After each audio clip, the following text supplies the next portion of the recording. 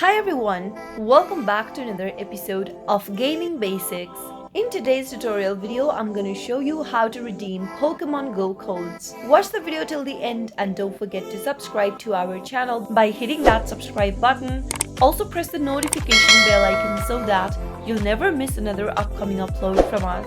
Simply open up your Pokemon Go application and make sure that you are logged in inside your game. Once you're inside, tap on your Pokeball icon at the bottom of the screen and tap on Shop. From this page, scroll all the way down at the end of the page and you'll be able to see enter your promo code text box. In the box, type in your code and after you are done, tap on the redeem button. Soon after you do that, follow the on-screen prompts and you'll be able to redeem your Pokemon Go codes. I hope the tutorial was helpful to you.